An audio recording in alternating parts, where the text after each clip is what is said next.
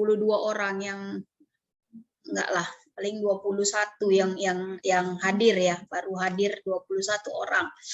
Artinya 80 orang lagi menghilang. Oke, enggak apa-apa. Langsung saja saya akan men-share PPT saya, materi saya pada pagi hari ini. Nah, kalau yang minggu lalu masih 2 minggu yang lalu masih ingat materinya tentang apa, Nak? Demokrasi liberal. Iya, demokrasi liberal. Kita lanjut sekarang ya. Jadi untuk yang saat ini tema kita atau materi kita itu tentang demokrasi terpimpin. Ya, jadi indikator pembelajaran yang ingin kita capai adalah kita ingin menganalisis perkembangan kehidupan bangsa Indonesia pada masa demokrasi terpimpin. Nah, kenapa tiba-tiba bisa berubah ya kan, bisa terjadi perubahan dari demokrasi liberal jadi demokrasi terpimpin. Nah, ini jawabannya karena memang ya Presiden Soekarno yang memandatkan untuk para perdana menterinya untuk menyelesaikan misi-misi tugasnya, kemudian membantunya dalam menghadapi persoalan-persoalan kenegaraan ya, seperti masalah pemilu, kemudian masalah mengembalikannya Irian Barat kembali, itu nggak selesai ya kan, ya gimana mau selesai, orang dikasih waktu cuma sebentar. Jadi kabinet-kabinet yang berkuasa pada masa demokrasi liberal itu sangat sebentar sekali, bahkan ada yang cuma 6 bulan, ada yang 5 bulan.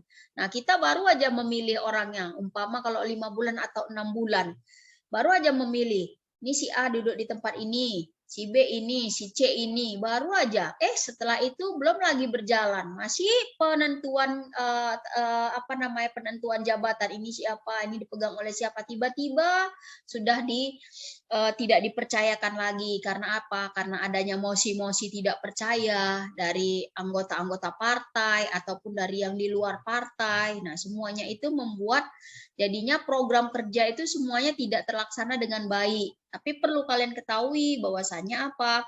Bahwasanya dari kabinet-kabinet yang berkuasa ada juga beberapa kabinet, rata-rata sih semua kabinet ada sih yang bisa kita ambil petik pelajaran, seperti Natsir ya, dia menciptakan konstitusi ya kan. Jadi awal-awal konstitusi yang ada di Indonesia itu diciptakan oleh Bapak Natsir, makanya dia dianggap sebagai Bapak Konstitusi Indonesia. Nah, kemudian dari Burhanuddin ya kan, Burhanuddin Harahap, dia menciptakan apa? Pemilu, walaupun pada saat itu masih memilih anggota DPR. Kemudian kabinet Ali Sastro Amijoyo ya kan, dia bisa menyelesaikan sebuah konferensi Asia Afrika. Artinya apa ya, bisa diketahui bahwasanya Indonesia memiliki politik bebas aktif, jadi dia bisa mengundang negara-negara yang ada di Asia untuk berkumpul untuk membicarakan visi misinya untuk membahas tentang negara-negara yang awal-awal baru merdeka. Ya kan? Nah, kemudian dari keseluruhan kabinet tersebut ya dianggap oleh Soekarno itu tidak bisa menjalankan perintahnya, yaitu apa? Membebaskan Irian Barat. Jadi semua kabinet, ada 7 kabinet, itu nggak bisa menyelesaikan masalah Irian Barat. Maka akhirnya ya Presiden Soekarno itu membubarkan demokrasi liberal. Ya, dia jadinya menggantinya terhadap demokrasi terpimpin, yang artinya ya demokrasi ini hanya terpimpin pada satu orang saja, presiden. Ya, makanya pada demokrasi terpimpin ini Soekarno itu dianggap seorang yang diktator, ya, karena dia yang pemimpin dari negara ini, ya kan? Nah, kalian bisa lihat nih, demokrasi terpimpin ya itu terjadi sekitar tahun 1959 sampai 1965. Jadi kalau lihat dari akhir 1965 ini adalah akhir dari masa pemerintahan dari Presiden Soekarno ya, 1965 itu akhirnya nanti. Nah, jadi demokrasi terpimpin ini itu termaktub juga ke dalam masa Orde Lama. Jadi kalau di Indonesia ya orde-orde ataupun periode-periode dari pemerintahan itu disebut dengan orde. Nah, orde yang pertama yang dipimpin oleh Soekarno Orde Lama, dipimpin oleh Soeharto Orde Baru, ya kan? Kemudian dipimpin oleh Habibie Orde Reformasi sampai dengan saat ini. Oke. Ini masa demokrasi terpimpin. Jadi 1959 sampai 1965.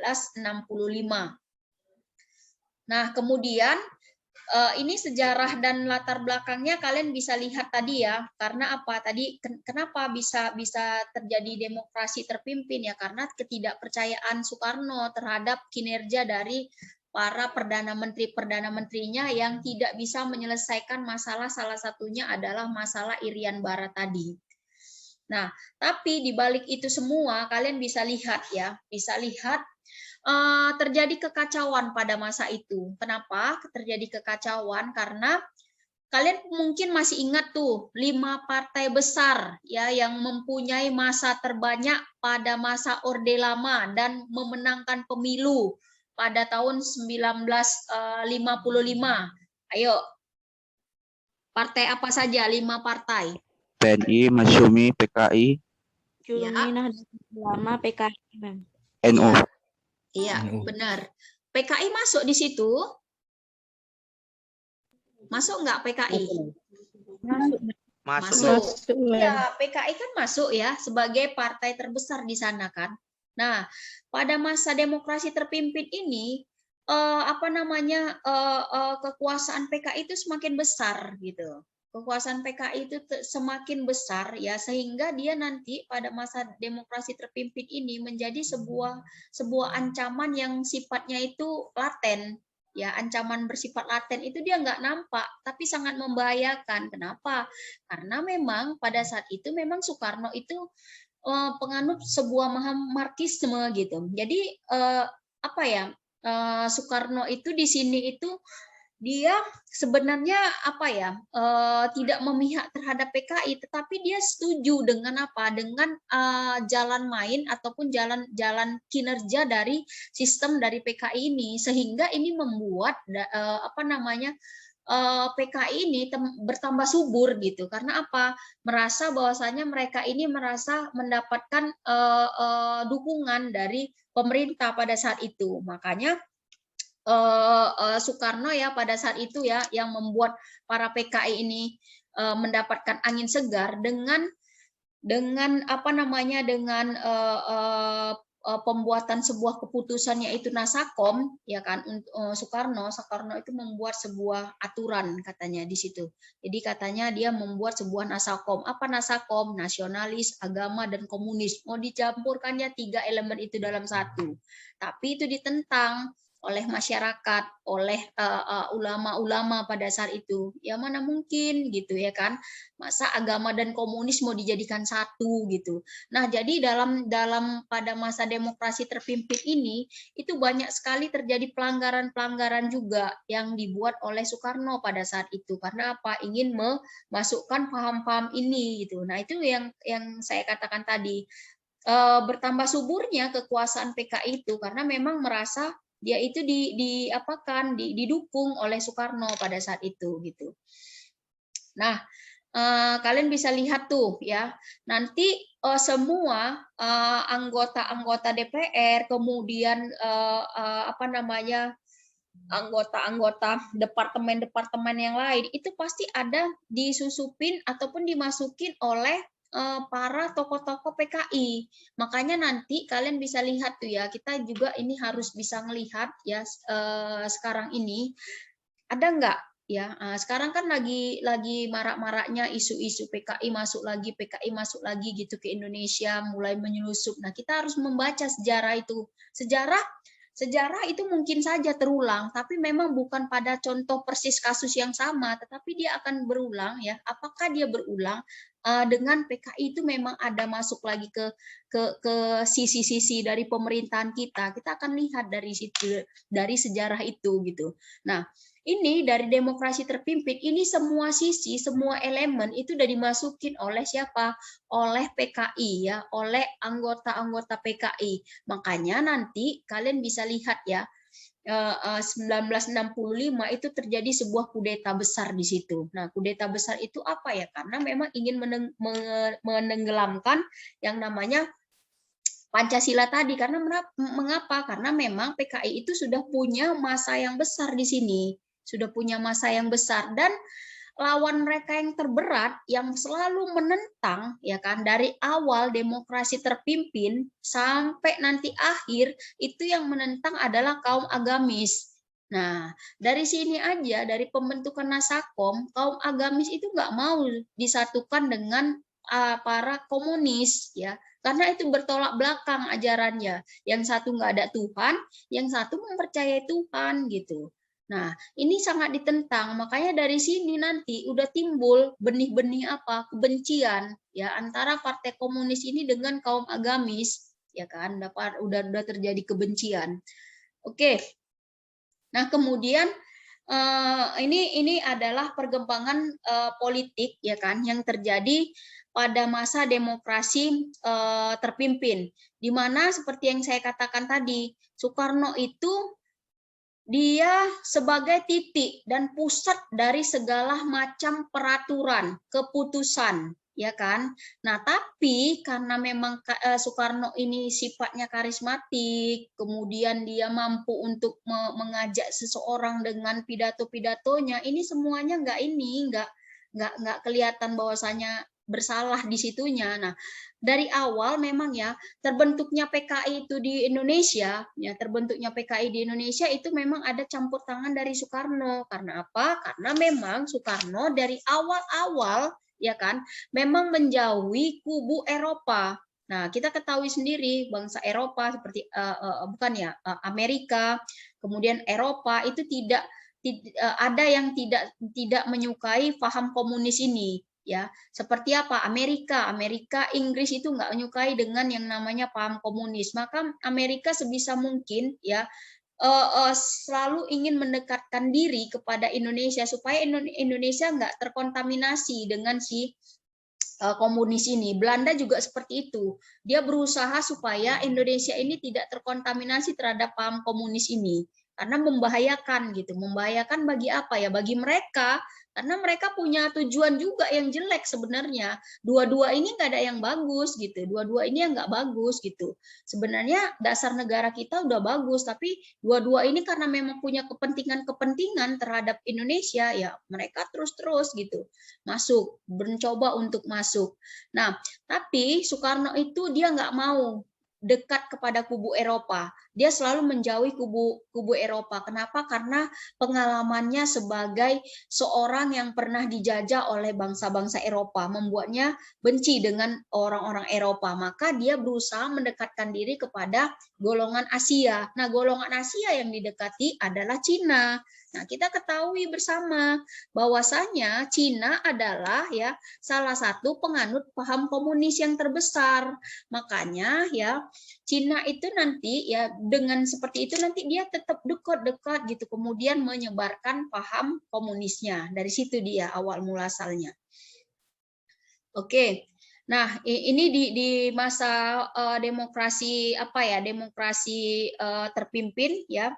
Kita udah mulai tahu condong pemikiran dari Soekarno itu lebih ke arah Asia ya, lebih kepada di komunisnya karena itu kebencian dia terhadap Eropa yang sudah menjajah negara Indonesia.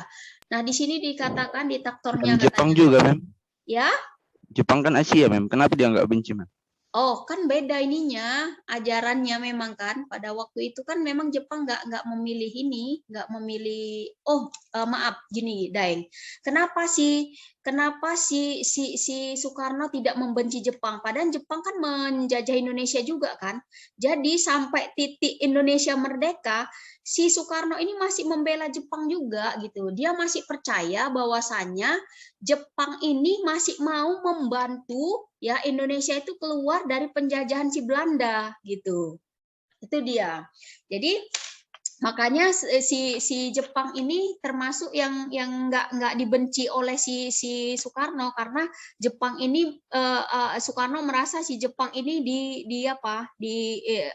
tetap mau mendukung Indonesia. Nah, kenapa dia nggak condong ke Jepang? Karena memang pada saat itu tujuan Jepang memang nggak ada lain, nggak ada mau menyebarkan misi-misi apapun gitu. Jepang itu hanya mau memanfaatkan Indonesia dari apa? Dari segi kebutuhan dia akan perang itu aja. Tapi kalau Cina ya kan, kalau Cina dia punya misi-misi yang lain gitu. Nah, sampai sekarang mungkin seperti itu juga enggak ya? Oke. Nah, itu tadi ya diktatornya Soekarno. Nah, di sini di zaman di era demokrasi demokrasi terpimpin, kalian bisa lihat di sini dikatakan bahwasanya Soekarno itu betapa diktatornya. Diktator gimana? Ya memang segala macam, namanya dia udah terpimpin, dia sendiri pemimpin, ya dia diktator, dia yang memutuskan segala sesuatunya gitu, termasuk apa? Termasuk siapa saja yang boleh bekerja sama dengan dia, ya kan? Kemudian nanti dia menyamakan dengan menyamakan dengan raja-raja kuno, bahwasanya dia reinkarnasi Tuhan di dunia. Artinya sebenarnya bukan gini loh. Dia bukan Tuhan, enggak, dia bukan Tuhan, tapi dia menganggap bahwasanya ya kan, dia adalah pemimpin masyarakat Indonesia. Jadi ya orang-orang di Indonesia, masyarakat Indonesia harus patuh, karena apa? Dia akan membawa Indonesia ini pasti kepada kemajuan melalui pikiran-pikirannya, karena memang Soekarno ini orangnya sangat ini sekali ambisius, kemudian dia juga ingin waktu itu idealis dia terhadap pemikiran dia terhadap Indonesia yang bakalan maju itu bisa berkembang, bisa dijalankan dengan baik. Itu ada dalam pikirannya semua. Cuman dia tidak sampai lagi cita-citanya itu terselesaikan, ya kan? Banyak problem-problem yang masuk gitu. Yang pertama adalah masalah multikulturalnya Indonesia. Nah, ya kan? Itu sangat sulit sekali. Kemudian masalah-masalah yang lain lagi juga sangat banyak. Nah, tapi di sini kalian bisa lihat kediktatoran Soekarno itu masih tetap. Artinya apa? Pemegang keputusan dia masih tetap dijadikan pemegang keputusan pertama dan paling utama. Nah, kemudian yang berikutnya kalian bisa lihat ya, dia memimpin, dia membentuk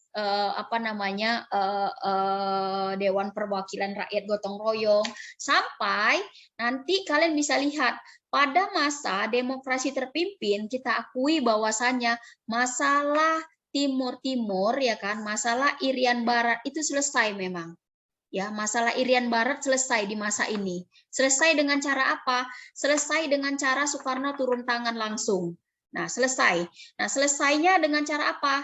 Selesai Irian Barat itu diputuskan oleh PBB.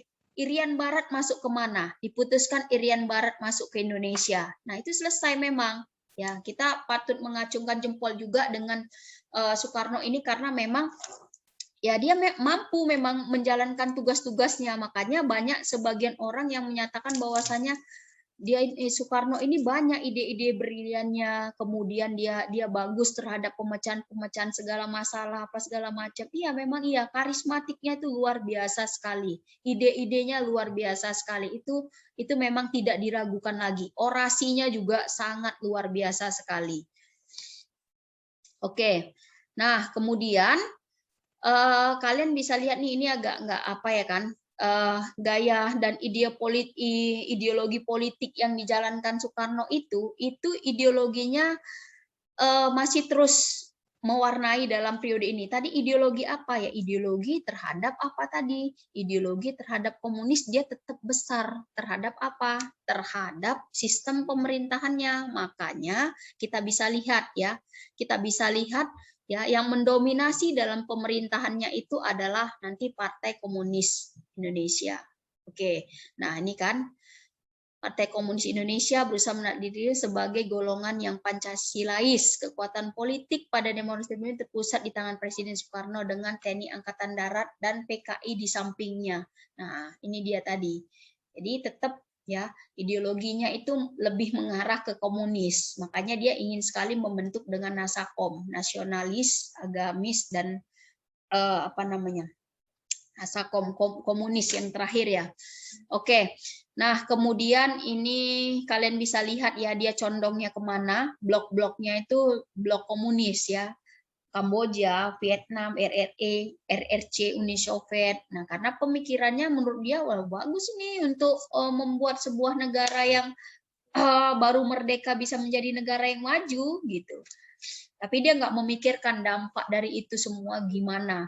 Nah, yang mana dampak dari terakhir kali ya masa kepemimpinan dari Soekarno adalah keterlibatan PKI ya kan terhadap masalah-masalah yang terjadi, isu Dewan Jenderal, kemudian masalah penculikan para 7 jenderal yang sampai dengan saat ini itu nggak selesai masalahnya, masih terus terjadi kontroversi. Nah, kontroversinya seperti apa ya? Kontroversi yang menyatakan bahwasanya nggak mungkin loh yang menyulik jenderal-jenderal itu PKI. Nah, seperti itu kontroversi sekali. Tetapi ya, yang digaung-gaungkan di zaman Orde Baru adalah peristiwa PKI itu adalah peristiwa yang selalu dilakukan oleh para anggota komunis. Nah, jadi ketika di TV One sendiri ya, di TV One sendiri, itu anak-anak dari para jenderal ataupun para mayor jenderal yang masih hidup itu bersaksi gitu kan, apa yang terjadi pada malam itu gitu kan. Nah, jadi memang dari mereka itu yang menyatakan bahwasanya ya dalang dari itu memang PKI. Tapi orang PKI bilang enggak. Nah, seperti itulah berkamuflasenya. Oke ya. Jadi kalau kita berpendapat bahwasanya masalah PKI itu bukan PKI yang melakukan ini, nggak usah. Udah buat aja sebuah garis hitam, truk, dah. PKI tidak boleh ada di Indonesia. Komunis tidak boleh ada di Indonesia. Karena apa? Bertentangan dengan Pancasila, bertentangan dengan agama. Seperti itu dia. Oke, itu saja mungkin tentang demokrasi terpimpin. Silahkan kalau ada pertanyaan, Nak.